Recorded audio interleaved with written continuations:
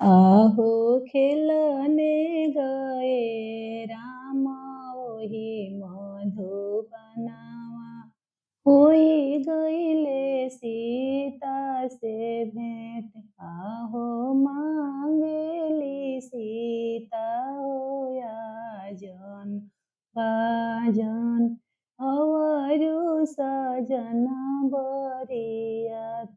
आहो मांगेली सीता हो अवध सिंधुरवा, बीचे बीचे घुंघरू लगाए।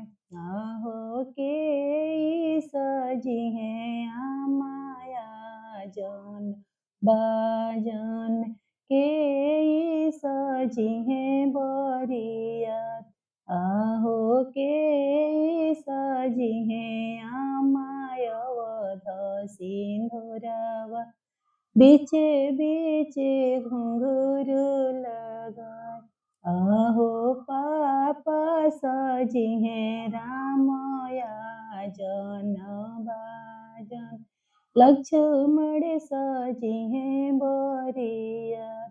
आहो हम ही सजाइबे बाबू अवध सिंधुरवा, बीचे बीचे घुंघरू लगाए।